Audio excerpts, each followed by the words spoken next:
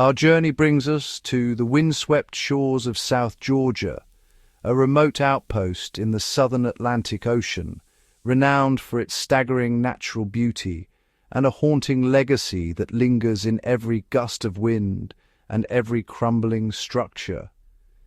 This island, lying over 1,300 kilometers east of the Falkland Islands, is a place where the raw forces of nature and the echoes of human endeavor collide in dramatic fashion. The morning of our 10th day on this expedition arrives with an unexpected and precious gift: brilliant sunshine. In these high southern latitudes, such clear golden light is a rare luxury, often obscured by relentless winds and thick, low-hanging clouds. The sunlight pours over the landscape, revealing a world that is at once grand in scale and achingly desolate, where the interplay of light and shadow brings every detail into sharp relief.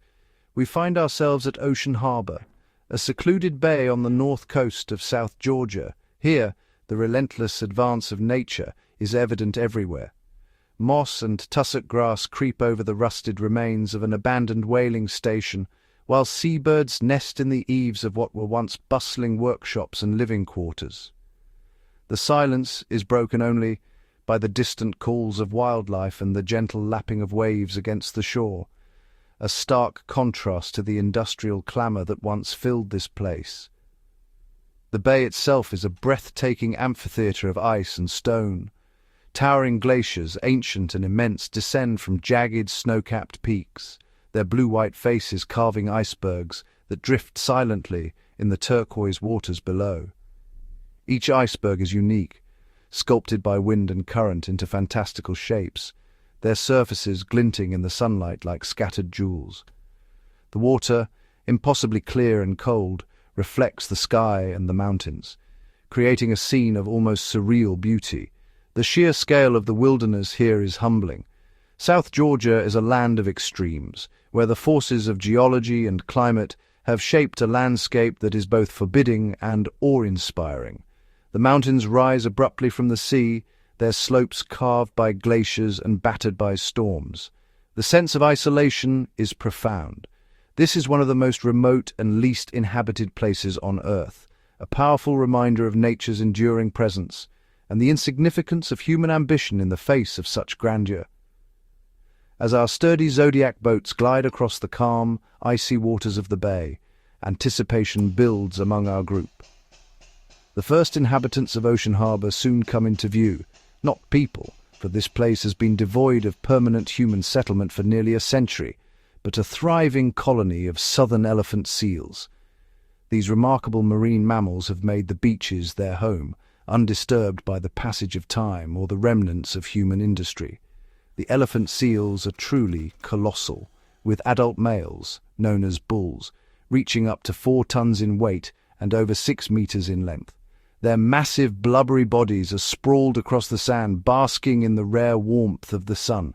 The younger males and juveniles cluster together, while the dominant bulls maintain their own territories, ever watchful for rivals. Their skin, thick and scarred from countless battles, glistens in the sunlight, a testament to their resilience and strength. The air is alive with the sounds of the colony. Deep, guttural calls resonate across the bay, a symphony of snorts, grunts, and bellows that serve as both challenge and communication. The bulls inflate their distinctive proboscises, amplifying their roars in displays of dominance, while the younger seals respond with their own, less impressive vocalizations. The cacophony is both alien and mesmerizing, echoing the ancient rhythms of life that have played out here for millennia. This is a scene of raw, primal energy. The beach is a stage for the eternal struggle for dominance and survival. Bulls challenge one another in fierce, often bloody contests, their massive bodies colliding with earth-shaking force. The losers retreat, nursing their wounds, while the victors claim the right to mate and defend their harems. Around them, the younger seals learn the rules of this harsh world, preparing for the day when they too will compete for supremacy. Stepping ashore here feels like traveling back in time, entering a realm where wildlife reigns supreme, and the influence of humanity is but a faint shadow. The landscape is pristine, shaped by the relentless forces of wind, ice and sea, and dominated by creatures perfectly adapted to this extreme environment. Yet the land tells a more complex story, a story of two worlds colliding. On one hand, there is the untamed raw beauty of Antarctica's gateway, with its dramatic mountains, teeming wildlife, and unspoiled vistas. On the other, the skeletal remains of a bygone era are scattered along the shoreline. Rusted boilers, collapsed buildings, and the silent hulks of ships, all bearing witness to a time when men came here in search of fortune, leaving scars that nature now slowly heals. Ocean Harbour was once the site of one of South Georgia's earliest whaling stations, established in the early 20th century as a joint venture between Argentinian, Norwegian, and British interests. Men from distant lands braved treacherous seas and brutal winters to harvest the rich marine life of these waters, fueling the global demand for whale oil and other products. The industry was short-lived, but left an indelible mark on the landscape and the history of the island. The juxtaposition here is stark and deeply thought-provoking. The overwhelming power and resilience of the natural world stand in direct contrast to the transient, often destructive ambitions of mankind. The ruins of the whaling station, now slowly being reclaimed by moss and lichen, serve as a silent reminder of the consequences of unchecked exploitation and the enduring ability of nature to recover, given time and respect. This is a place that invites deep reflection on our relationship with the planet and its creatures. The silence, broken only by the calls of seals and the cry of seabirds, encourages contemplation about the legacy we leave behind and the responsibility we bear as stewards of such extraordinary places. Our expedition team is small, just 77 passengers and 10 experienced guides, allowing us the rare privilege of landing together. This is in strict accordance with the 100-person limit imposed to protect these fragile sites, ensuring that our presence leaves as little impact as possible on the delicate ecosystem. The intimacy of our group enhances the experience, fostering a sense of camaraderie and shared purpose. It allows for quiet, respectful observation of the wildlife and the landscape, and for each individual to form a personal connection with this remarkable environment. As we step carefully onto the shore, we follow strict biosecurity protocols, disinfecting our boots and equipment to prevent the introduction of invasive species or pathogens.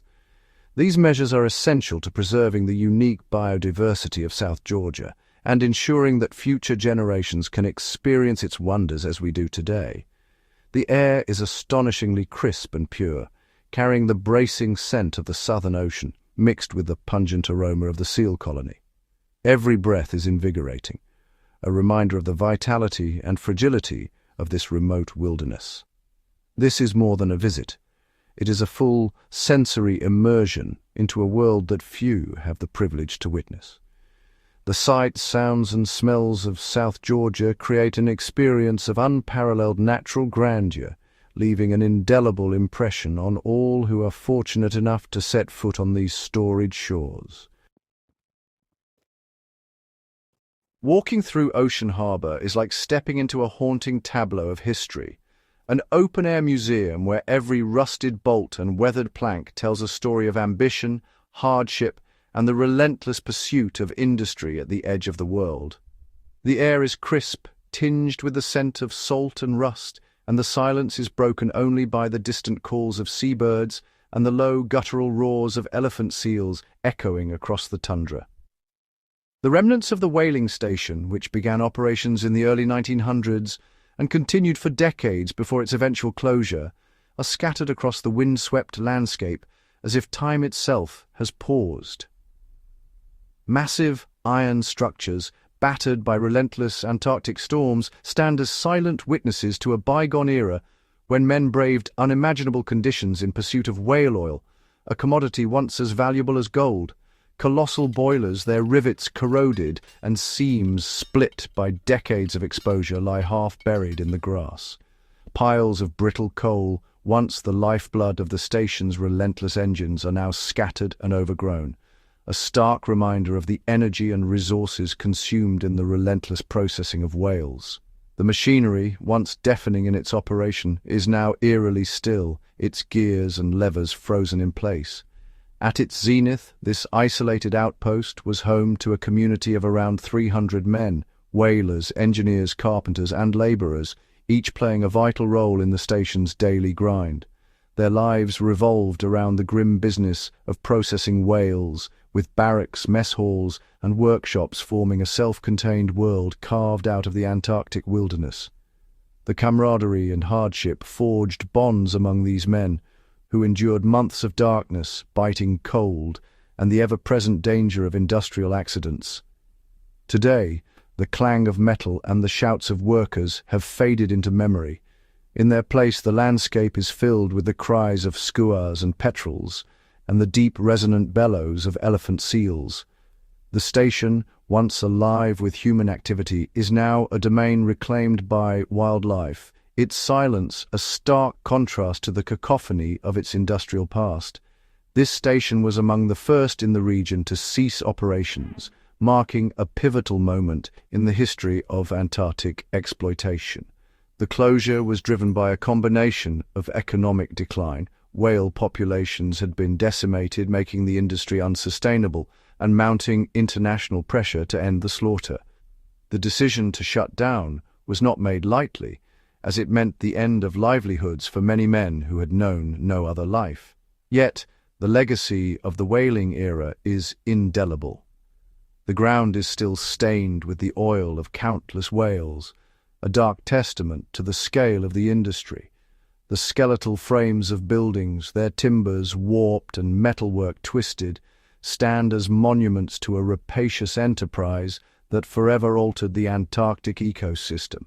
The sight of these ruins, set against the stark beauty of the Antarctic wilderness, is sobering. It is a powerful illustration of how human ambition and technological prowess can leave scars even in the most remote and seemingly untouchable environments on Earth. Scattered among the rusted machinery are the bones of whales, massive vertebrae and jaw bones, bleached by decades of exposure. These remains serve as a stark reminder of the immense toll exacted on the ocean's gentle giants, hunted relentlessly for their oil, baleen, and meat. Each bone is a silent witness to the scale of the slaughter that once took place here. As we explore these ruins, caution is essential. The decaying structures are hazardous, with jagged metal and unstable floors. But there is also a deeper need for respect, for the history embedded in this soil, and for the men who toiled and endured in pursuit of a livelihood at the edge of the world. Every piece of rusted metal, every broken tool, tells a fragment of the story. The men who worked here faced not only the dangers of the hunt and the machinery, but also the relentless cold, isolation, and the psychological strain of months spent far from home. Their ingenuity and resilience are etched into the very fabric of these ruins. It is easy to imagine the station in its heyday, with steam and smoke billowing from chimneys, the air thick with the smell of burning coal and boiling blubber. Today, those chimneys stand empty, the air clear and cold, a stark contrast to the polluted atmosphere of the past. Standing among the ruins, one cannot help but reflect on the progress made in conservation.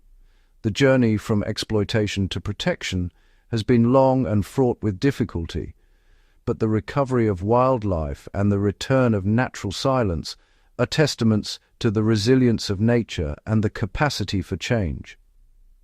The scale of the operation is almost beyond comprehension. Massive winches, hooks and fencing platforms were required to haul and process the largest animals on Earth.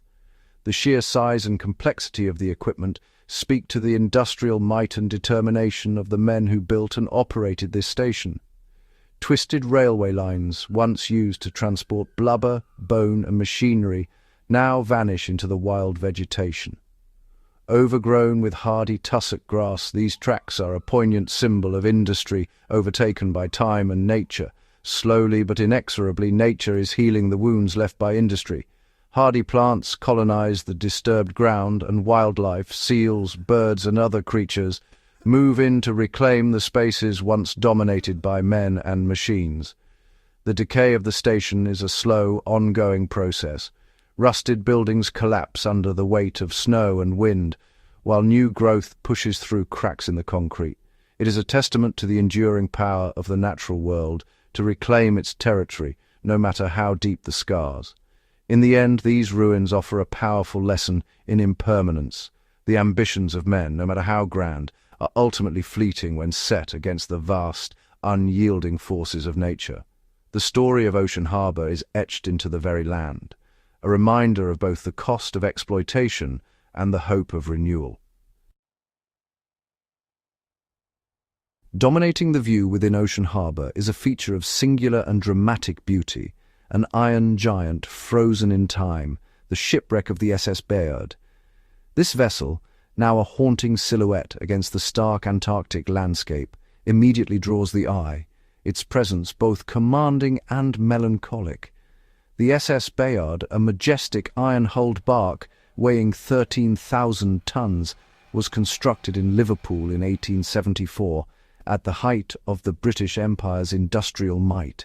Its hull, once gleaming with fresh paint and iron rivets, now lies on its side in the shallows, the metal oxidized into a vivid, almost surreal orange. Against the deep blues of the Antarctic waters and the blinding whites of the surrounding glaciers, the ship's rusted form stands out as a testament to both human ambition and the relentless passage of time. The Bayard's story is woven into the fabric of maritime history. In the late 19th century, ships like this were the backbone of global trade and migration, their iron hulls representing the cutting edge of technology. The Bayard was a product of the renowned shipyards of Liverpool, a city that, at the time, was a bustling hub of shipbuilding and commerce. The vessel's design reflected the era's transition from wood to iron, a leap forward in durability and capacity.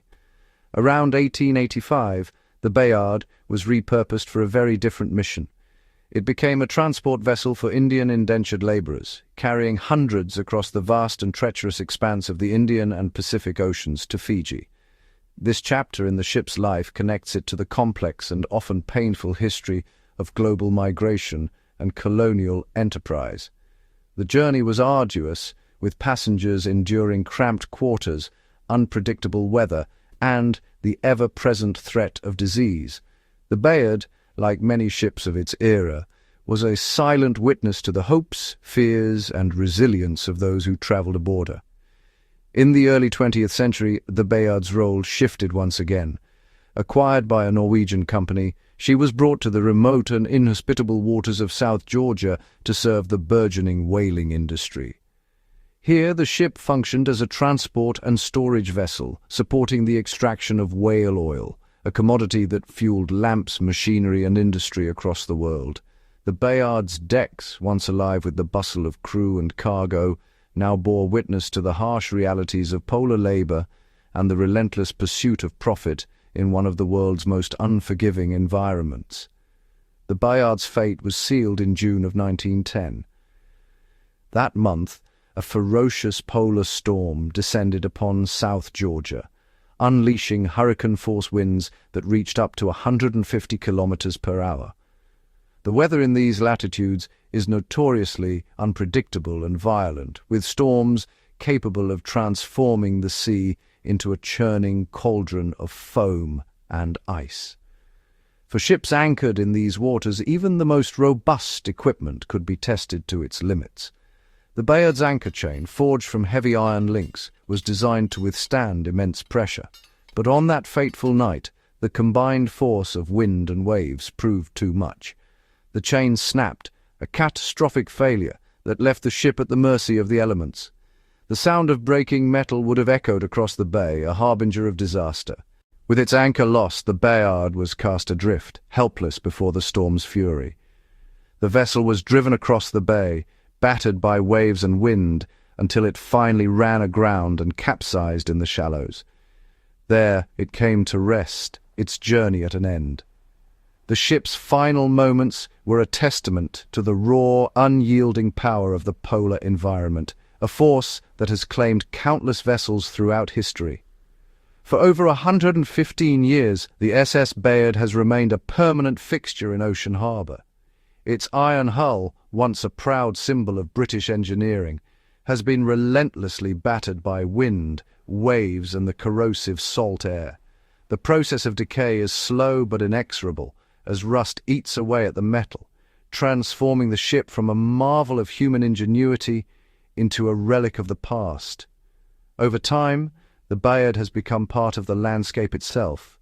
Its rusted form is as iconic to Ocean Harbour as the glaciers that loom in the distance or the elephant seals that sprawl along the shore. The shipwreck is a constant reminder of the intersection between human history and the untamed forces of nature. Today, the wreck provides a dramatic focal point for photographers and a source of endless fascination for visitors. Its skeletal remains, battered but enduring, invite contemplation and curiosity. For those who journey to this remote corner of the world, the Bayard is a tangible link to a bygone era. The ship's decaying iron and wood tell a story not found in books, but written in the slow, patient work of time and tide. Every rivet, every plank, every corroded beam is a testament to the men who built her, sailed her, and worked upon her decks. The Bayard is a monument to human endeavour, endurance, and the ultimate supremacy of nature.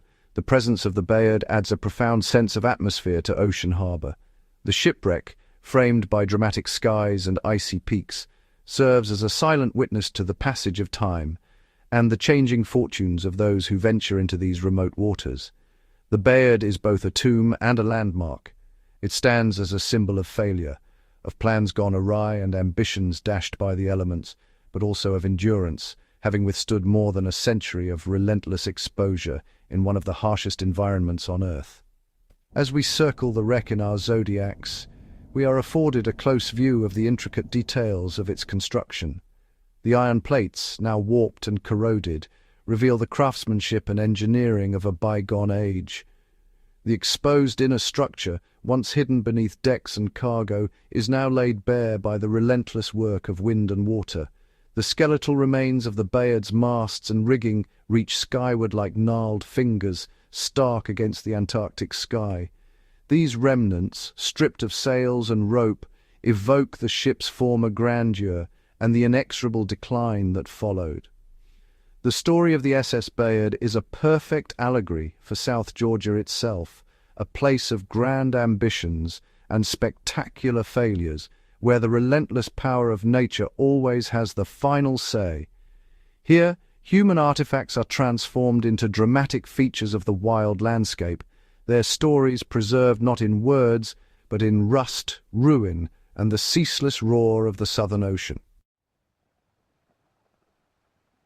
The SS Bayard, once a proud iron-hulled sailing vessel launched in the late 19th century, now lies partially submerged off the coast of South Georgia. Its days of carrying cargo and braving the treacherous Southern Ocean are long past. Today, the Bayard is no longer just a shipwreck. It has undergone a remarkable transformation, evolving from a relic of human ambition into a thriving sanctuary for wildlife. Over the decades since its capsizing in 1910, the Bayard has become a unique and bustling habitat.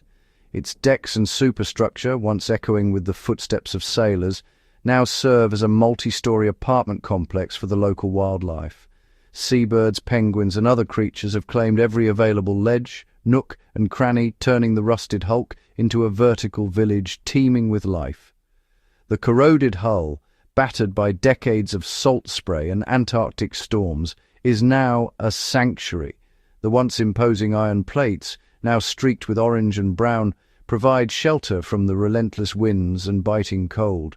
The ship's decaying form, far from being a symbol of loss, has become a beacon of survival and adaptation. The exposed, sloping side of the Bayard acts as a perfect platform for Gentoo penguins and a variety of seabirds. The metal surface, warmed by the rare Antarctic sun, offers a dry and elevated refuge above the damp, icy ground below. Here, penguins gather in small groups, preening their feathers and calling to one another, while skuas and petrels perch above, ever watchful for opportunities. These birds use the shipwreck as a resting place, a lookout point, and a safe haven from the ever-present predators that patrol the beaches. The height and complexity of the wreck provide vantage points to scan for danger, as well as secluded spots to nest and rear their young. Over time, the Bayard has been fully integrated into the local ecosystem. Mosses and lichens have colonized the damp, shaded crevices, their green and grey patches softening the harsh lines of the iron. Insects and small invertebrates thrive in these microhabitats, providing food for the birds and contributing to the ship's transformation into a living, breathing part of the landscape. From a respectful distance, expedition teams and researchers observe the constant activity on and around the wreck. The Bayard has become a natural laboratory, offering a rare glimpse into how wildlife adapts to and exploits man-made structures in one of the world's harshest environments. Lines of penguins march up and down the rusted plates, their movements both comical and determined. Each step is a testament to their resilience, as they navigate the uneven, slippery surfaces with surprising agility. The metallic clang of their feet echoes across the bay, a sound that would have been foreign to the ship's original crew. Over the years, the penguins have established their own rules and pathways on this artificial island. Well-worn trails crisscross the decks and hull, evidence of generations of birds following the same routes to and from the sea. Blue-eyed shags, with their striking turquoise eye-rings, have built nests in the sheltered nooks and crannies of the superstructure. Their nests, constructed from seaweed and debris, are wedged into the corroded metal, safe from the wind and most predators. The vivid blue of their eyes stands out against the dull, rusted backdrop, a flash of colour in an otherwise muted world. The Bayard has become a microcosm of South Georgia's wildlife. Here, different species coexist, each adapting to the unique opportunities and challenges presented by the shipwreck. Penguins, shags, skuas, and even the occasional giant petrel share the space, their interactions forming a complex web of life that is both competitive and cooperative. Close inspection reveals a tapestry of resilient plants and animals colonizing every available surface. Hardy mosses cling to the damp metal, while tiny invertebrates scuttle through the cracks. This process of natural reclamation is slow but relentless, as life finds a foothold in even the most unlikely places. Fur seals are frequent visitors to the Bayard, especially the lower submerged sections of the wreck. These agile mammals haul themselves out of the frigid water, using the steel as a convenient resting spot between foraging trips. The seals drape themselves over the kelp-covered steel, their dark, sleek fur glistening in the rare sunlight. They lounge in groups, occasionally barking or jostling for position, their presence adding another layer of life to the already crowded wreck. Beneath the surface, the Bayard acts as an artificial reef. The corroded steel provides shelter and breeding grounds for a variety of fish and marine invertebrates. These underwater residents attract larger predators, creating a dynamic food web that supports both the seals and the birds above. Over time, the SS Bayard has ceased to be a foreign object in the bay. Instead, it has become a vital part of the ecological fabric, blending seamlessly into the surrounding landscape. The ship's silhouette, once a stark reminder of human presence, now appears as natural as the rocky outcrops and tussock grass that line the shore. The Bayard demonstrates how, even from destruction and decay, new life and new ecosystems can emerge. The ship's rusting bones support a rich and unexpected tapestry of biodiversity, a living monument to nature's ability to adapt and thrive. This transformation from a man-made vessel to a wildlife haven is a powerful narrative of reclamation.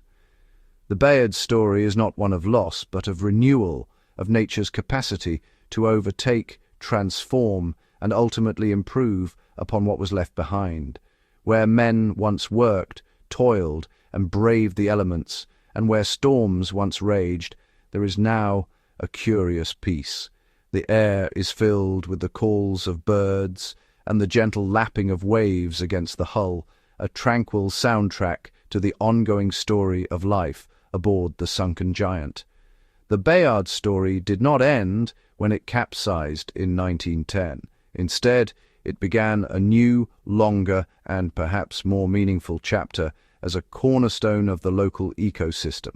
The ship's legacy is not measured in voyages or cargo, but in the generations of wildlife it now supports. The SS Bayard stands as a living testament to the idea that nature does not simply erase the past. Instead, it incorporates it, adapts to it, and ultimately builds upon it in the most surprising and wonderful ways, creating a legacy that endures far beyond the intentions of those who first set her afloat.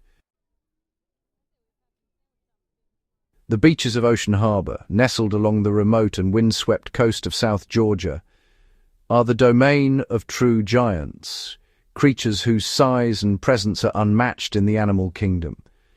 This stretch of sand is home to one of the most significant colonies of southern elephant seals in the Antarctic region. During the breeding season, the landscape transforms into a living tapestry of massive bodies, with the largest males dominating the scene. These dominant males, known as beachmasters, are truly colossal. A fully grown bull can weigh up to 4 tons, more than a large SUV, and stretch over 5 meters in length. Their immense size is the result of years spent foraging in the frigid, food-rich waters of the Southern Ocean, where they dive to incredible depths in search of squid and fish. Along the shore, these giants lie in great heaps, their bodies pressed together for warmth and protection. The sheer bulk of each animal is a testament to their prowess as deep-sea hunters, capable of holding their breath for up to 2 hours and diving over 1,500 meters beneath the waves. The most distinctive feature of the mature males is their large inflatable proboscis, or trunk. This fleshy appendage, which can hang down over the mouth, is not just for show. It plays a crucial role in their social lives and is the origin of the species name. When a bull inflates his proboscis, he can produce a thunderous, resonant roar that echoes across the beach. These vocalizations are a key part of their dominance displays, serving both to intimidate rivals and to establish their presence among the colony. Today we are privileged to witness a scene that has played out for millennia, a battle for supremacy between 2 of these colossal males. Such confrontations are the climax of the breeding season, as each bull seeks to secure his place at the top of the social hierarchy. The confrontation begins with a series of deep, guttural roars. The sound is not just loud, it is felt as much as heard, vibrating through the air and the ground, a warning to all who might challenge the reigning beachmaster. The 2 rivals rear up, supporting their immense weight on the lower third of their bodies. In this upright posture, they can reach heights of over 2 meters, towering above the other seals and presenting an imposing spectacle. With their snouts inflated and their bodies tense, the bulls lock eyes in a tense standoff. This display is a test of nerve and strength, each animal gauging the resolve of his opponent before the first blow is struck. Often this posturing is enough to resolve disputes, as the weaker bull will back down to avoid injury. But today, neither is willing to yield. The challenger stands his ground, and the conflict escalates. What follows is a display of raw power and aggression, a brutal contest that will determine the fate of both combatants. With astonishing speed for their size, the 2 bulls lunge at each other, jaws agape. Their sharp canine teeth are formidable weapons, capable of inflicting deep wounds through the thick blubber that covers their bodies. The impact as they collide is tremendous, their thick, blubbery necks absorbing much of the force. Beneath the skin, a shield of calloused tissue, built up over years of fighting, offers some protection, but injuries are inevitable. The bulls bite and slash at each other's necks and chests, each trying to drive the other back. Blood stains the sand as the struggle intensifies, neither willing to concede defeat. The fight becomes a chaotic whirlwind of bellowing, thrashing bodies and flying sand. The noise and violence are overwhelming, a true spectacle of nature's rawest instincts. The prize for the victor is immense, exclusive breeding rights to a harem, and the opportunity to pass on his genes to the next generation. For the dominant bull, this is the culmination of years of growth, strength, and survival. For the loser, the consequences are severe. Injured and exhausted, he is forced to retreat from the colony, his wounds a stark reminder of the high cost of failure in this harsh environment. Observing this raw display of power and determination, we are reminded of the relentless struggle that defines life in the wild. Every encounter is a test of strength, endurance, and willpower. Each day on these beaches is a battle for survival, with every seal striving to secure his place in the next generation. The harsh Antarctic environment leaves no room for weakness. The reigning beachmaster must constantly defend his position against a queue of ambitious younger males. These rivals wait for any sign of weakness, ready to challenge for dominance at the first opportunity. The reign of a beachmaster is often short-lived, marked by constant vigilance and frequent battles. After several intense clashes, one of the bulls, bleeding from multiple wounds, finally concedes defeat. His retreat is slow and painful, a testament to the ferocity of these contests. The victor, battered but unbowed, remains to roar his triumph over the territory he has so fiercely defended. His dominance is hard-won, and his moment of glory is fleeting in this ever-changing hierarchy, this brutal, bloody, yet magnificent. While the elephant seals command the beach through sheer size, their presence is only one part of the intricate and often brutal ecosystem that defines the Antarctic shoreline. These massive mammals, sometimes weighing over 4,000 kilograms, create a living wall along the coast, their deep bellows echoing across the landscape and establishing their dominance over the territory. Yet, beyond the obvious spectacle of these giants, a subtler, more dynamic drama unfolds just beyond the reach of the surf. Another, more agile predator patrols the dense tussock grass that carpets the land behind the shoreline, the Antarctic fur seal. These sleek, muscular animals are built for both speed and stealth, their bodies perfectly adapted to the dual demands of aquatic hunting and terrestrial defense. The tussock grass itself, with its thick, tangled blades, provides both cover and a strategic vantage point for these seals, allowing them to observe the comings and goings of other animals and potential intruders without being easily seen. Though much smaller than their elephant seal cousins, Antarctic fur seals are renowned for their aggression and fiercely territorial nature, especially among the males during the breeding season. These males, known as bulls, will defend their chosen patch of beach or grass with relentless energy, engaging in violent clashes with rivals that can leave both parties bloodied and exhausted. Their sharp canines and powerful jaws are not just for show, they are essential tools in the constant struggle to maintain dominance and secure access to prime territory. For those of us fortunate enough to observe this environment, strict safety protocols are essential. We are instructed to maintain a minimum distance of at least 20 meters from the fur seals at all times, a rule enforced with unwavering seriousness by our guides. This buffer is not arbitrary. It is a hard-earned lesson from decades of experience in these wild places, where a moment's carelessness can result in a dangerous encounter. Despite their aquatic grace, fur seals are astonishingly quick and agile on land.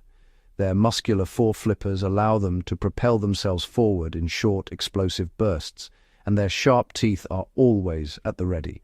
If a fur seal perceives a threat, real or imagined, it will not hesitate to charge, using both speed and intimidation to defend its territory.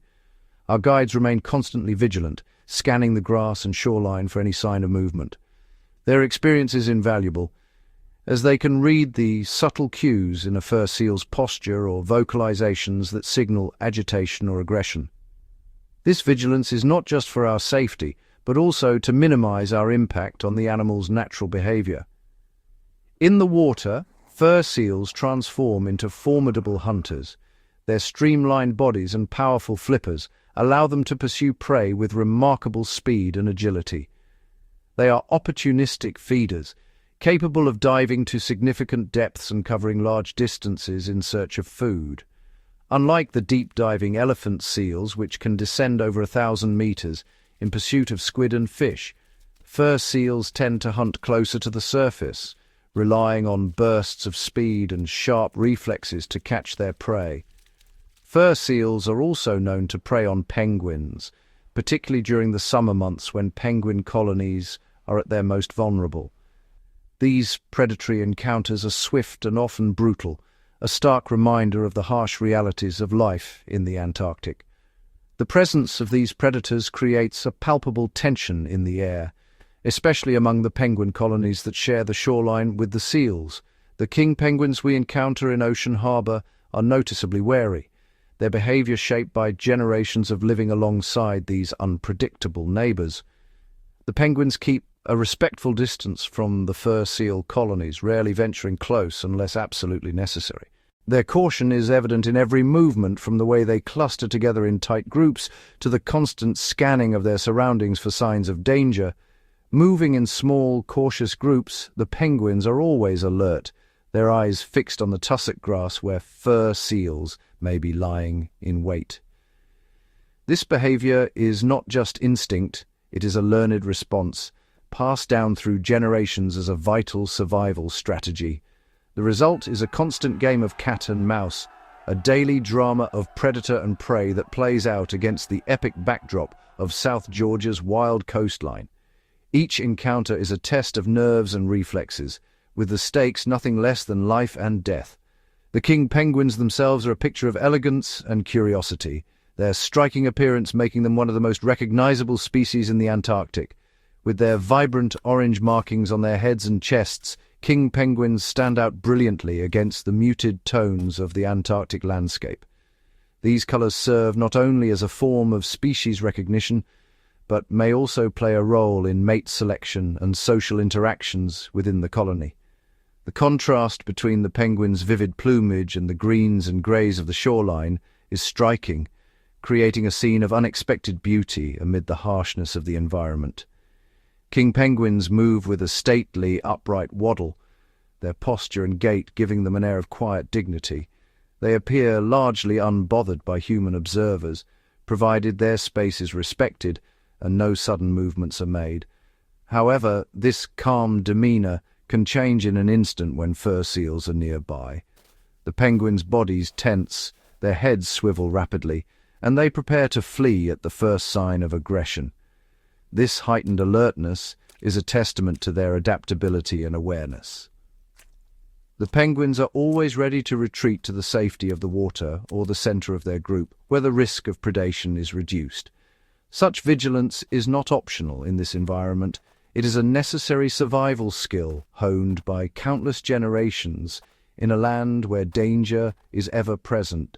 Observing these interactions offers a fascinating glimpse into the complex web of life that exists in South Georgia.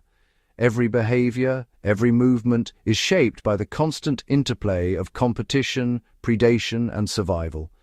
The Antarctic is not simply a collection of different species living side by side. It is a dynamic, ever-changing community where each animal's actions influence the fate of others. Within this community, intricate relationships and hierarchies emerge, with each species carving out its own role in the ecosystem. The daily struggle for food, territory, and safety creates a tapestry of interactions that is as complex as it is unforgiving. The sheer dominance of the elephant seals is unmistakable, their massive forms shaping the very structure of the beach and influencing the movements of every other animal in the area. The fur seals, with their fierce territoriality and relentless energy, add a layer of unpredictability and danger to the landscape. Meanwhile, the king penguins, with their cautious elegance and social cohesion, navigate this world with a blend of vigilance and grace, always alert to the shifting balance of power around them. Each creature has carved out its own niche, its strategy for survival shaped by millennia of adaptation to the unique challenges of the Antarctic. In this beautiful yet demanding environment, every animal's existence is a testament to the power of evolution and the relentless drive to survive. The result is a living mosaic of life, where every day brings new challenges and new stories in the ongoing saga of South Georgia's wild inhabitants. If Ocean Harbour was a grand theatre, our afternoon destination, St Andrews Bay, is a sprawling, chaotic and utterly breathtaking metropolis, one that defies the imagination and redefines the concept of wildlife gatherings on Earth. Here, the landscape is transformed by the sheer abundance of life, a living testament to the resilience and adaptability of the king penguin. This single location, nestled on the remote and windswept coast of South Georgia, is home to one of the largest king penguin colonies on the planet. The king penguin, Aptenodytes patagonicus, is the second largest penguin species, instantly recognizable by its striking orange-yellow markings and stately posture. The numbers here are simply staggering. Estimates suggest that over 150,000 breeding pairs gather in this one place, and when you include the non-breeding adults, juveniles and chicks, the total population swells to well over 500,000 birds. The colony stretches as far as the eye can see, a dense mosaic of black, white and gold that merges with the horizon. We are talking about hundreds of thousands of pairs, each pair fiercely devoted to raising a single chick in the harsh sub-Antarctic environment.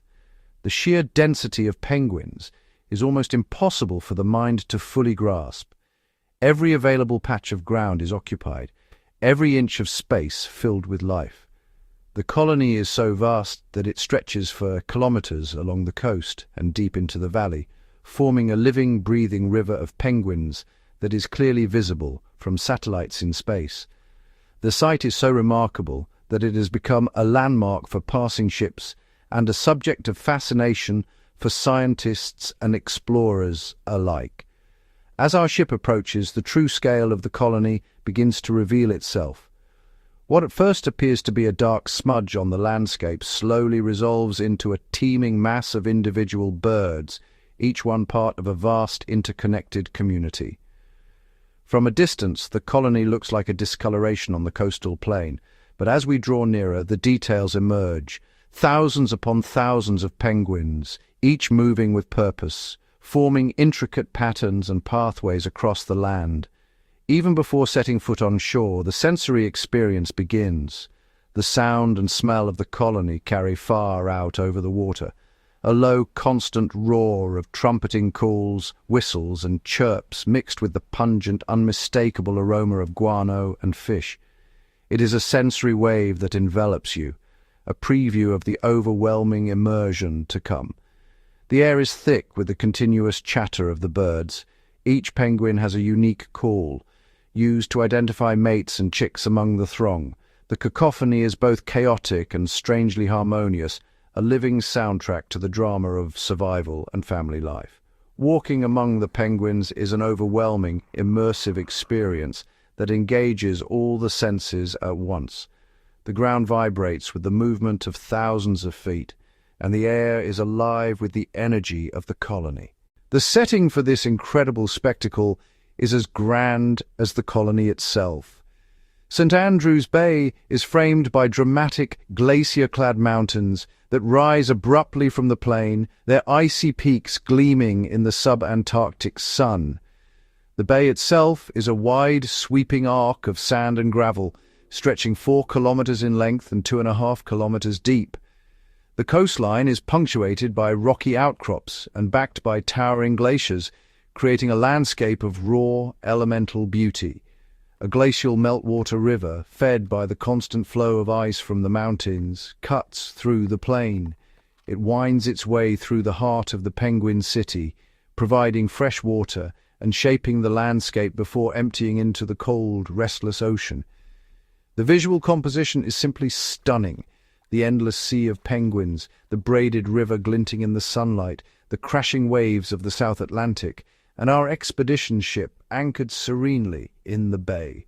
Against the immensity of this scene, the ship is a mere speck, a reminder of the scale and grandeur of nature. Stepping ashore here feels like arriving on another planet, a world ruled by penguins. They are everywhere, on the beach, in the grass, on the hillsides, each one part of a vast interconnected society. The penguins cover every available surface, from the flat expanse of the beach to the grassy plains and even the lower slopes of the surrounding hills. Their presence transforms the landscape into a living tapestry of movement and color. There is no empty space. Every square meter is occupied, every gap filled by the bodies of penguins standing shoulder to shoulder, each one jostling for position in the crowded colony. The colony is a vibrant, bustling city with its own highways, neighborhoods, and nurseries. Well-worn paths crisscross the colony, created by generations of penguins moving between the sea and their nesting sites. These natural highways are used by adults returning from the ocean, bellies full of fish and squid, ready to feed their hungry chicks. In the heart of the colony, brown, fluffy chicks, almost as large as the adults, huddle together in enormous creches for warmth and protection. These gatherings are essential for survival, as the chicks must endure long periods without food while their parents are away at sea, braving the frigid waters in search of sustenance. The sheer density of life is astounding. Every movement, every call, every interaction is part of a complex social structure that has evolved over millennia to maximize survival in one of the harshest environments on Earth. This is not just a collection of birds, it is a superorganism, a single, massive entity thriving in the heart of the sub-Antarctic wilderness. The king penguin colony at St. Andrews Bay stands as a powerful symbol of nature's ability to flourish against the odds, a living city at the edge of the world, enduring and magnificent. Before us lies the gateway to one of the most extraordinary wildlife spectacles on the planet, the main viewing area of the St. Andrews Bay king penguin colony. But to reach this natural amphitheatre, we must first overcome a formidable obstacle, a glacial river born from the relentless melt of ancient Antarctic ice. The river, its waters crystal clear and frigid, slices through the landscape, a living testament to the power of the elements in this remote wilderness. This is no gentle stream. It is a fast-flowing channel of meltwater, roughly 1.5 to 2 feet deep, its current swift and unyielding. The water recently released from its frozen prison is so cold it bites instantly through even the thickest boots. There is no bridge, no man-made crossing, only the raw, untamed river, demanding respect from all who approach. The only way across is to wade directly through the icy torrent. Each step is a test of resolve, as the riverbed shifts beneath heavy boots and the current tugs insistently at legs numbed by the cold. The sensation is immediate and bracing, a jolt that awakens every sense and reminds us of the rawness of this environment. To ensure safety, our expedition guides, seasoned men accustomed to the rigors of polar travel, form a human chain.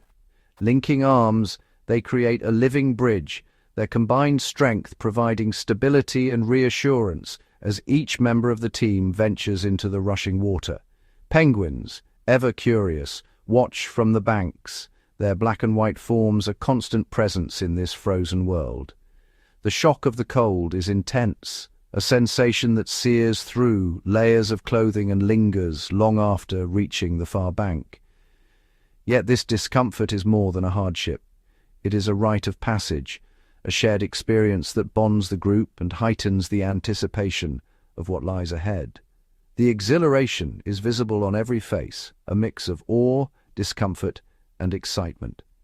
Once across, we find ourselves on a remarkable thoroughfare, a well-worn path etched into the tundra by the passage of countless penguin feet. This is the Penguin Highway, a living artery that connects the colony to the sea, carved over generations by instinct and necessity. Along this route, thousands of king penguins march in disciplined lines, their bodies swaying with each step, their calls echoing across the bay. The path is a lifeline, used daily as the birds commute between the ocean, where they hunt for fish and squid, and the colony, where they rear their young. Here the roles are reversed. Humans are the outsiders, the visitors. We stand respectfully aside, yielding the right of way to the true inhabitants of this land. The penguins pass by undeterred, their focus unwavering as they pursue the endless cycle of survival. The scene is a study in purpose and determination. Some penguins march resolutely toward the sea, driven by hunger and the need to provide. Others return, bellies full, carrying precious meals for their waiting chicks. The colony itself is a hive of activity, with every bird playing a vital role in the survival of the next generation. What is most striking is the penguins' indifference to our presence. They move with confidence and assurance, utterly absorbed in their routines, as if we are nothing more than passing shadows in their ancient world. We are, in every sense, temporary obstacles, silent observers in a world that operates on its own terms, governed by instincts honed over millennia.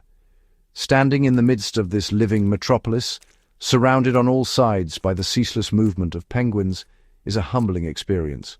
The scale and energy of the colony are overwhelming, a vivid reminder of nature's capacity for abundance and resilience. From above, the colony appears as a swirling mosaic, a tapestry of black, white and gold in constant motion. The patterns shift and flow, mesmerizing in their complexity and beauty. The colony is not a static gathering, but a dynamic, ever-changing community. Groups form and dissolve, individuals interact, and the air is filled with the sounds of trumpeting calls, shuffling feet, and the low hum of life. In one corner, pairs of king penguins engage in elaborate courtship rituals. They face each other, stretching their necks and pointing their beaks skyward, trumpeting in a display that is both beautiful and essential for pair bonding. These rituals, passed down through generations, ensure the continuation of the colony. Elsewhere, the comical sight of molting penguins draws attention. These birds, caught between the old and the new, stand awkwardly as their worn feathers are replaced by sleek, waterproof plumage. The process is uncomfortable and leaves them unable to swim or feed at sea, forcing them to wait patiently on land. Scattered throughout the colony are the oakum boys, the large fluffy brown chicks whose downy coats offer no protection from the icy waters. These young penguins are entirely dependent on their fathers for food and warmth, huddling together for safety as they await the day they will fledge and take to the sea. Time seems to lose meaning as we sit quietly, absorbed by the spectacle before us. Hours pass unnoticed, each moment revealing new details. The subtle interactions, the shifting alliances, the unspoken rules that govern this bustling metropolis. Reflecting on the journey, the long, turbulent sea voyage, the unpredictable Antarctic weather, the bone-chilling river crossing, it becomes clear that every hardship was a necessary prelude to this reward.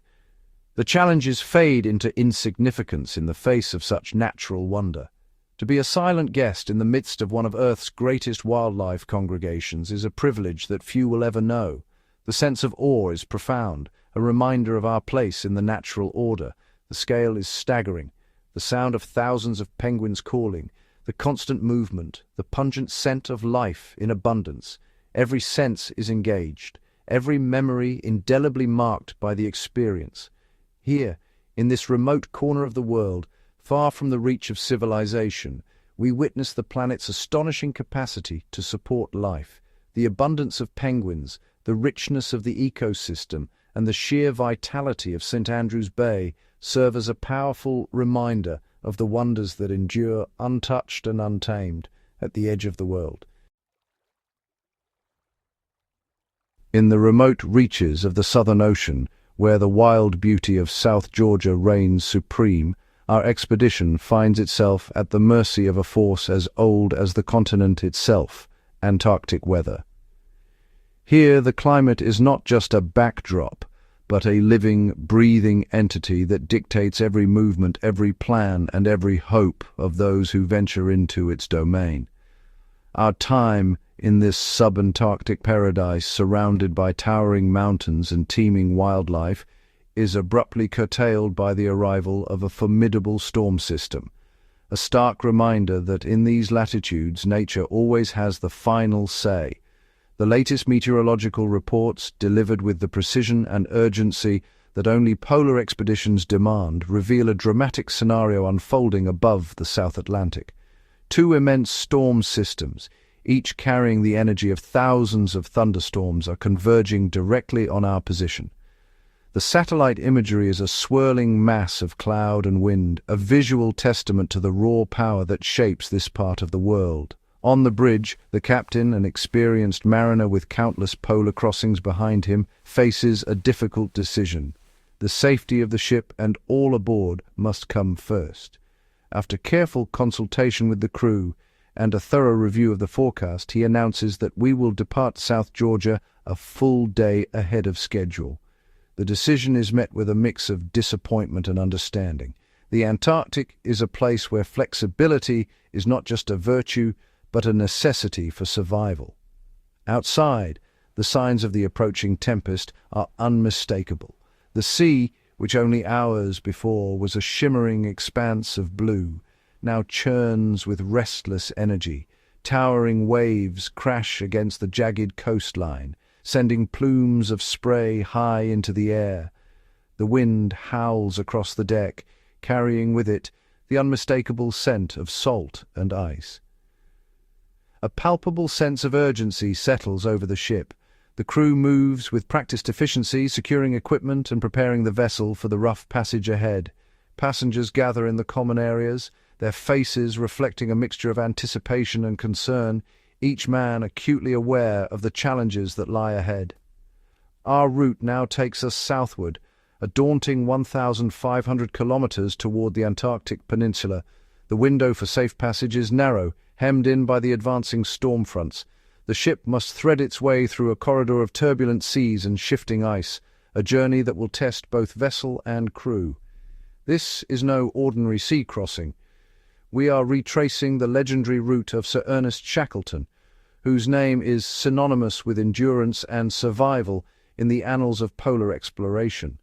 The maps displayed in the ship's lounge trace the path he and his men once followed, a line etched in history and memory. In the year 1916, Shackleton's ship, the Endurance, was trapped and ultimately destroyed by the relentless pack ice of the Weddell Sea. Refusing to surrender, Shackleton and 5 of his most trusted companions set out in a tiny 7-meter lifeboat, the James Caird, on a desperate bid to reach South Georgia and summon help for the rest of their stranded crew. Their journey across some of the most treacherous waters on Earth remains one of the greatest feats of navigation and survival ever recorded. Today, our ship is a marvel of modern engineering, its hull reinforced to withstand the crushing force of sea ice, its interior warm and comfortable. We enjoy hot meals, secure cabins, and the reassurance of advanced navigation systems. Yet, as the vessel begins to pitch and roll in the growing swell, we are reminded that the Southern Ocean remains as formidable as ever. For the next 2.5 days, we will experience in our own way a fraction of the hardship Shackleton and his men endured. The mood aboard is reflective. Men gather at the windows, gazing out at the storm-lashed sea, contemplating the scale of the challenge before them and the legacy of those who came before. In the lounge, the captain convenes a detailed safety briefing. He outlines the conditions we are likely to face: heavy seas, strong winds, and the ever-present risk of ice. The importance of vigilance and discipline is emphasized, as every man must play his part in ensuring the safety of all. The forecast is sobering. We are told to expect waves reaching 4 to 4.5 meters, with winds gusting up to 50 kilometers per hour. The Southern Ocean, notorious for its ferocity, is about to reveal its true character. In response, the crew implements a series of safety measures.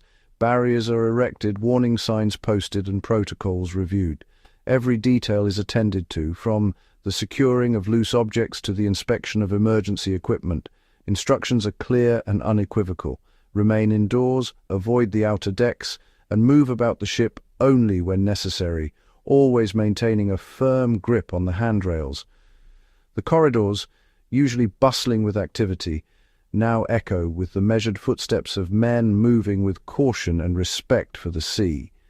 The ship's doctor, a seasoned veteran of many polar voyages, advises all to take seasickness medication as a precaution.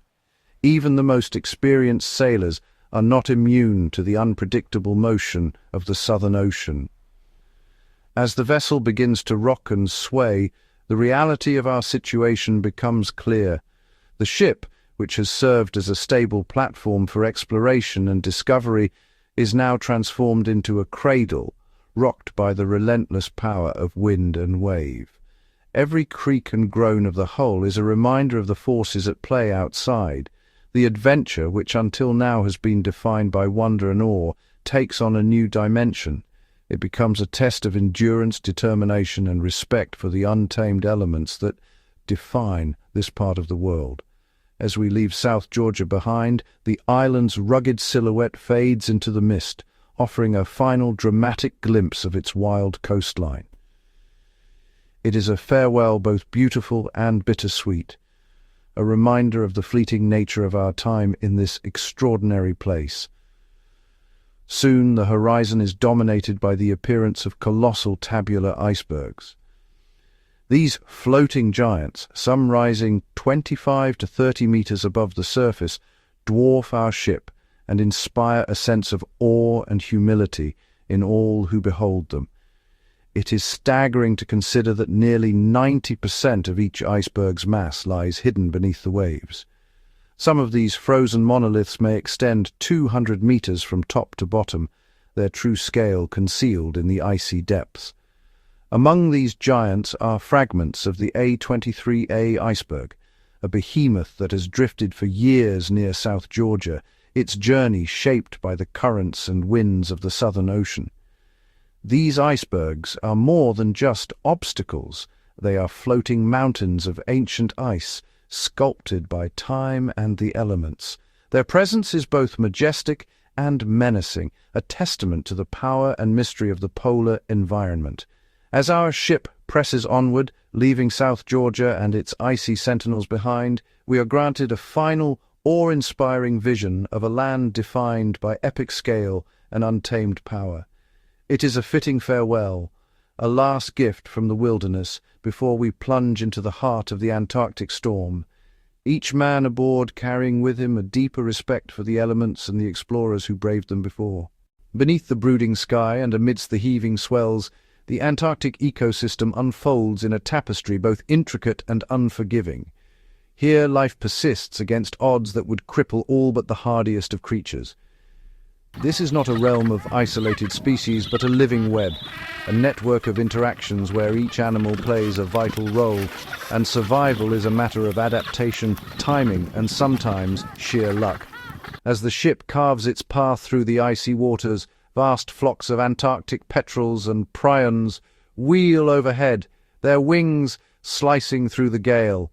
These seabirds, masters of the wind, cover thousands of kilometers in search of sustenance.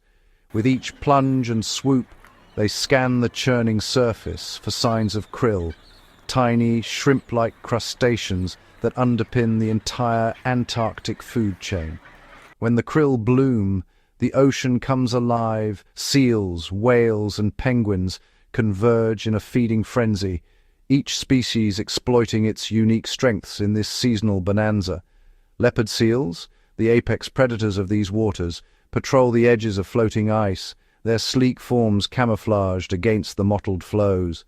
Patient and cunning, they stalk the young and unwary. Penguins returning from their daily foraging, or crab-eater seals basking in rare moments of calm. Every successful hunt is a testament to evolutionary prowess, but also a reminder of the constant risk faced by prey and predator alike. Below the surface, the drama intensifies. Weddell seals navigate labyrinthine networks of breathing holes in the sea ice, their whiskered faces emerging briefly before vanishing again into the dark. Their songs, otherworldly whistles and clicks, reverberate through the water, a means of communication and a warning to rivals. Further down, immense shadows glide silently orcas, the wolves of the sea, working in tightly coordinated pods. Their intelligence and teamwork are legendary, allowing them to outwit even the cleverest prey. Every interaction is shaped by the harsh environment. The advance and retreat of sea ice dictates where animals can breed, feed, and rest. Changing ice conditions force emperor penguin colonies to relocate, sometimes with devastating consequences. A sudden breakup of fast ice can strand chicks or expose them to predators, while shifting currents may scatter the krill swarms upon which so many depend. Yet, amid this struggle, moments of cooperation emerge. Skuas and giant petrels follow seal and whale hunts, scavenging leftovers and cleaning up the remains. Nature's own recycling crew, even the ice itself, seemingly lifeless, harbors microscopic algae that feed an entire microcosm of life. The Antarctic ecosystem is a masterclass in resilience and interdependence. Each challenge, be it predator, hunger, or storm, is answered by adaptation, innovation, and sometimes uneasy alliances. In this frozen wilderness, every life is linked to another, and the survival of the whole depends on the delicate balance of the parts. As the ship presses onward, battered but determined, those aboard are left with a profound respect for the wild choreography unfolding just beyond the hull, a reminder that, even at the edge of the world, life finds a way. In the heart of Antarctica, life is defined by the relentless challenge of survival, and no creatures embody this better than the seals and penguins. Their daily routines are shaped by the rhythm of the ice, the movement of prey, and the ever-present threat of predators. Yet, beneath the apparent chaos, they display behaviors as sophisticated as any on Earth. Watch as a Weddell seal surfaces, nostrils flaring in the biting wind. With remarkable precision, it navigates a shifting maze of breathing holes, each one memorized and maintained with tireless regularity. These seals use their incisors to gnaw through thick layers of ice, keeping escape routes open even as blizzards rage above. Their deep dives, sometimes plunging over 600 meters, are feats of endurance, supported by blood rich in oxygen-storing molecules.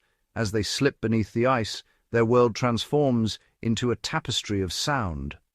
Weddell seals communicate with complex vocalizations, each whistle and trill carrying messages of territory, readiness to mate, or simple location. On the surface, Adelie penguins form bustling colonies, their social structure as intricate as any metropolis. Each penguin knows its place, returning unerringly to its mate and nest among thousands of nearly identical neighbors. Courtship is a ritual of pebble offerings, synchronized calls, and elaborate postures, each gesture reinforcing bonds essential for raising chicks in the cold. When the time comes to feed, Adelie parents take turns making perilous journeys to the sea, navigating treacherous cracks and the lurking presence of leopard seals. Their dives are brief but efficient, targeting swarms of krill and silverfish with lightning-fast reflexes. Further inland, emperor penguins huddle in tight-knit circles, backs to the wind, sharing warmth in a living shield against temperatures that plunge far below freezing. Cooperation is their greatest ally. Individuals rotate from the exposed edge to the protected center, ensuring no one bird bears the brunt of the cold for long. When the ice breaks up earlier than expected, entire colonies must adapt, shifting breeding grounds, altering migration routes, or in dire years facing heartbreaking losses. Even the interactions between seals and penguins reveal a complex dance. While predators and prey, they also share information about shifting ice, food availability, and danger. A sudden exodus of penguins from the water signals the presence of a hunting seal, while the calls of seals can warn penguins of approaching orcas. In this stark landscape, the ingenuity of seals and penguins is on constant display, a testament to millions of years of evolution. Their behaviors, at once ancient and ever-changing, are a living record of adaptation at the edge of the world. In Antarctica, life is a daily contest against the planet's most unforgiving forces. Here, the sun can vanish for months, plunging the continent into endless night, while winds knife across the ice at over 100 kilometers per hour. Temperatures routinely plummet to minus 60 degrees Celsius, cold enough to freeze exposed skin in moments. For the animals that call this place home, Every adaptation is a matter of life and death. Consider the Antarctic petrel, slicing through blizzards with streamlined wings and a layer of dense insulating feathers. These birds travel vast distances, timing their migrations to the ebb and flow of sea ice, always searching for open water where food is plentiful. When storms rage, they huddle in sheltered crevices, conserving precious body heat until the skies clear. Beneath the surface, the Antarctic toothfish glides through frigid waters that would freeze the blood of most creatures. Its secret? A natural antifreeze that flows through its veins, preventing ice crystals from forming inside its body. This molecular marvel allows it to hunt in the coldest depths, where few competitors dare to follow. The skuas, relentless and opportunistic, scavenge along the ice edge. With keen eyesight and fearless aggression, they steal eggs and chicks from unwary nests, exploiting every weakness in the harsh food chain. Yet even these formidable birds must contend with the ever-changing climate. Some years the ice retreats so quickly that breeding grounds vanish before chicks can fledge. Every creature, from the smallest krill to the mightiest leopard seal, has evolved extraordinary strategies to survive here.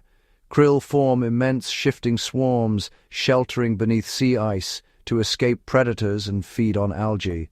Their synchronized movements create a living shield, baffling hungry pursuers. The leopard seal, apex predator of these waters, relies on stealth and speed, its streamlined body built for ambush beneath the floes. Survival in Antarctica demands more than strength. It requires resilience, ingenuity, and constant vigilance. As the climate shifts and ice patterns change, these animals must adapt at a pace never before demanded by nature. Each day is a gamble, every success hard-won. In this frozen world, adaptation is not just a skill, it is the only way to endure. The Antarctic, a land of ancient ice and relentless cold, is now facing an unprecedented challenge. Climate change is altering the very fabric of this frozen wilderness, with consequences rippling through every layer of its intricate ecosystem. The continent's ice sheets, once thought to be unyielding, are now melting at an alarming rate. Glaciers that have stood for millennia are retreating, pouring fresh water into the ocean and raising global sea levels. This infusion of fresh water disrupts ocean currents, which in turn affects weather patterns far beyond the Antarctic shores. For the creatures that inhabit this icy realm, these changes are a dire threat. The shrinking sea ice is particularly devastating for krill, the tiny crustaceans that form the foundation of the Antarctic food web. Krill depend on the underside of sea ice for both food and shelter. As the ice diminishes, so too does their habitat, leading to a decline in krill populations. This impacts everything from the smallest fish to the largest whales, all of which rely on krill as a primary food source. Penguins, the charismatic symbols of this frozen world, are feeling the strain as well. Emperor penguins, which breed on sea ice, are finding their nesting grounds disappearing. Without stable ice to support their colonies, chick survival rates plummet. Adelie penguins, too, are struggling as their traditional feeding grounds become less accessible. The loss of sea ice forces them to travel greater distances to find food, exhausting their energy reserves and reducing their chances of survival. Marine mammals are not immune to these changes. The Weddell seals, known for their remarkable diving abilities, are finding it harder to locate breathing holes in the thinning ice. This forces them to spend more time searching for air, reducing the time they can spend hunting for food. Meanwhile, the leopard seals, apex predators of the Antarctic waters, face an uncertain future as their prey becomes scarcer. Even the resilient Antarctic toothfish, with its natural antifreeze, is not exempt. As ocean temperatures rise, the delicate balance of its icy habitat is disrupted. The fish must venture further and deeper to find the cold waters it needs, increasing the risk of predation and reducing its breeding success. The changes in the Antarctic are a stark reminder of the intricate connections within our global ecosystem. What happens here does not stay here. The melting ice contributes to rising sea levels worldwide, threatening coastal communities and altering marine ecosystems across the globe. The shifts in ocean currents affect weather patterns, leading to more extreme weather events from hurricanes to droughts. In this fragile and interconnected world, the fate of the Antarctic is a bellwether for the health of our planet. The animals of this icy realm have adapted to survive the harshest conditions on Earth, but the rapid pace of climate change is testing their limits. As we confront the reality of a warming world, the story of the Antarctic serves as a powerful call to action, to protect not just this unique ecosystem, but the delicate balance of life on Earth itself. Beneath the icy veneer of Antarctica lies a world governed by ancient laws, a relentless dance of predator and prey that shapes the fate of every creature in this extreme environment. Here, survival is not just a matter of endurance but of intricate balance, where each link in the food chain is as vital as the next. At the very foundation are the phytoplankton, microscopic plants that flourish in the brief Antarctic summer, harnessing the energy of the midnight sun. These tiny organisms drift beneath the sea ice, forming vast blooms that fuel the entire ecosystem. They are consumed by swarms of Antarctic krill, diminutive crustaceans that congregate in clouds so dense they can be seen from space. Krill are the heartbeat of the Antarctic food web, converting sunlight into sustenance for creatures great and small. From these swarms, a cascade of life unfolds. Small fish, such as the Antarctic silverfish, feast upon krill, darting through the frigid waters in search of their next meal. These fish, in turn, become targets for a host of predators. Adelie and Gentoo penguins, agile and relentless, plunge into the depths, using their streamlined bodies to chase and capture their slippery quarry. Above and below the ice, the stakes rise with each step up the food chain. Seals, like the cunning leopard seal, patrol the icy margins, their torpedo-shaped bodies built for speed and power. With jaws lined with razor-sharp teeth, the leopard seal is both feared and revered, a solitary hunter capable of taking down fish, squid, and even unwary penguins. Meanwhile, the more placid Weddell and Crab-eater seals rely on fish and krill, their diets reflecting the abundance or scarcity of these foundational species. Yet the top of the Antarctic food pyramid belongs to the apex predators, the mighty orca or killer whale. Traveling in tightly knit pods, orcas employ sophisticated hunting strategies, working together to outwit their prey. They can target anything from seals resting on drifting ice floes to adult whales, using their intelligence and coordination to maintain their dominance. Each predator-prey interaction is a thread in the tapestry of Antarctic life. A decline in krill ripples upward, reducing food for fish, penguins, and seals, and ultimately testing the resilience of the orca itself. Every species, from the smallest plankton to the largest whale, is bound by the invisible chains of energy transfer, competition, and adaptation. In this frozen realm, survival hinges on timing, efficiency, and the ability to seize every fleeting opportunity. The Antarctic food chain is a living testament to the power of nature's design, where the struggle for existence is both brutal and beautiful, and where balance is maintained by the constant pulse of predator and prey.